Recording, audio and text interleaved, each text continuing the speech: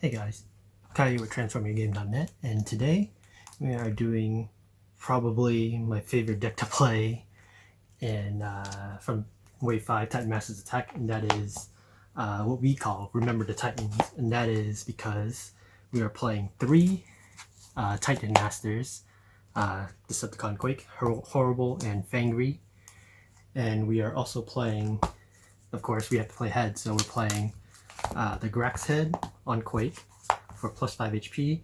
We're playing the Kreb head on Fangry. I usually have it like this. On Fangry for plus 2, and to make him as low star cost as possible. And Brisko for plus 3 on Horri-Bull, so that we have as much HP as possible to abuse Horri-Bull's effect.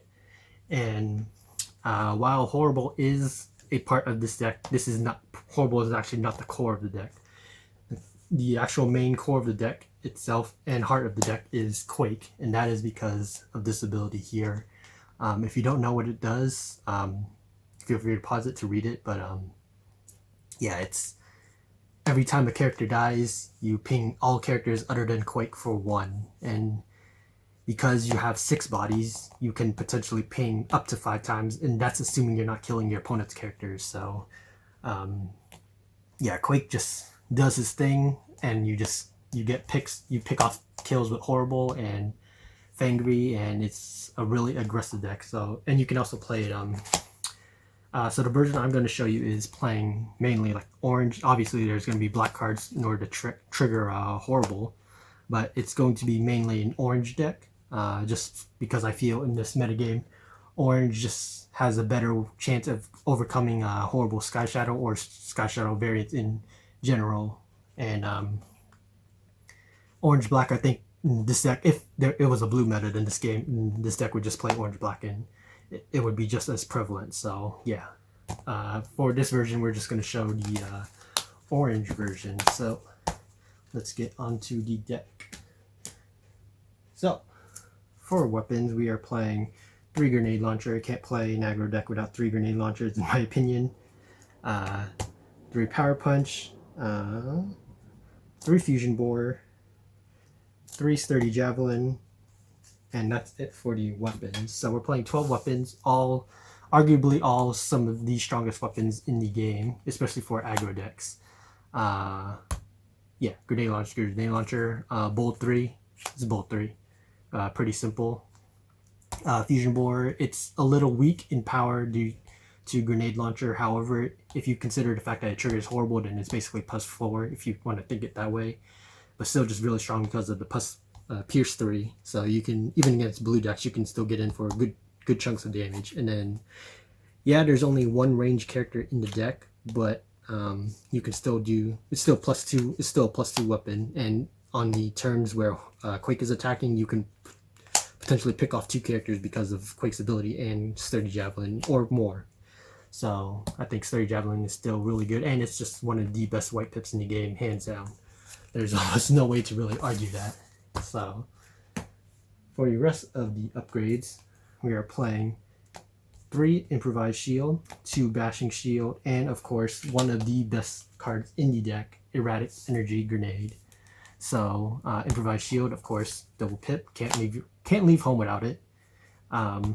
Bashing shield, got to get rid of those pesky hollow matters, and also plus 1 defense is just really relevant because all your characters have 2 defense in most likely in the modes that they're going to be attacking in, other than Horri-Bull's body mode. But yeah, and then erratic energy grenade is where this deck goes from solid to crazy. Being able to, so when a character dies from erratic energy grenade, your opponent's board takes 2. So that, along with their with your Quake trigger, their opponent's taking 3 damage overall. So because of that, so it'd be 3 damage overall, and that's just a lot of damage. You can pick off, like you can already pick off multiple characters, but Quake's a bot mode or body mode ability by itself. But with erratic energy grenade, it just shoots through the roofs. Like how many times you can just multi-kill things. So if you open this card and your opponent has no way to deal with it, you are probably going to win the game more than likely, unless they're like a 2 tall deck, in which case you're still probably going to win because you just have more bodies than them. Alright, and for the actions, we are playing 3 Peace Through Tyranny, 3 Supercharge, 3 Fight for Position,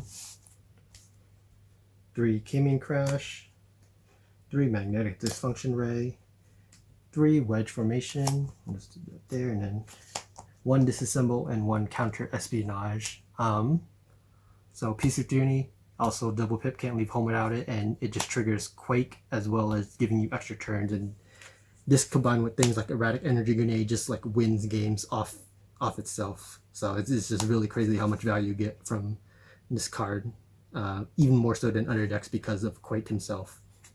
Supercharge is Supercharge. Fight for Position is Fight for Position. Think of it the same way as Fusion Bore, where the +1 damage you would get from Bolt 3 is added because of Horri-Bull. Cayman Crash, Horri-Bull's BFF. Magnetic Dysfunction Ray is just one of the best orange blocks in the game. There's no reason you shouldn't play it unless you absolutely cannot afford to, but I would still probably consider it, considering all the past orange block decks that I have played this card still. 3 Wedge Formation, just a really consistent, easy way to not only heal your Horri-Bull and what's the other guy? Fangry, excuse me, to keep them alive, but also triggers Horri-Bull, and you get to see more cards because of Quake. So you get closer and closer to your Erratic Energy Grenades and or Peace Through Tyrannies. Just a really solid card overall. Counter Espionage is mainly a flex spot. It could easily be something else, but I just found that Counter Espionage is useful in both. Like this could be espionage in itself, but I'd play Counter Espionage just to be able to deal with secret actions, because since this is an orange deck mainly, and hostilities and take cover and things of that ilk can blow you out. So I think the Counter Espionage is just solid as a tech one of. And then Disassemble. There are turns where you're going to be able to get rid of multiple things with upgrades due to Bashing Shield and Disassemble, and also this synergizes really well with Horri-Bull, as you may or may not know. So yeah, ultimate goal is get rid of the Holomatter Projector. So yeah, that is the deck profile. So yeah, that's the deck profile, guys. This deck is really strong because one of the things that Quake does when you're playing against him, he punishes you for playing the game, basically. So the point of that is basically, in order for you to win the game, you have to KO your opponent's bots. And because Quake and the way he triggers, it generally, as your opponent is killing your bots or you're killing theirs, they're taking the damage for it. And you're still taking damage on your characters, but you can ultimately use them as chain combos into killing multiple of your opponent's characters and just wiping them out. And then also because Quake doesn't take the damage himself, once all your guys are gone, you can flip them back to this mode and you can be 6 attack, blocking 3 with +5 health. So yeah, the deck itself is really strong. Be sure to play some games against it or with it, and you'll see just how insane Quake is as a character. Like honestly, it is borderline crazy, if not bannable, but that's neither here nor there. The deck is just really strong. So yeah, get some games with it, get some games against it, because you're going to be seeing this deck a lot more now. People have cracked the code, that's for sure. But yeah, if you like this deck profile, be sure to like, comment, or subscribe. That helps us out a lot, gives us feedback that we're doing a good job, or not bad job, I guess, depending on if you want to dislike the video. But yeah, so that's that. This is Kai, and yeah, we're out.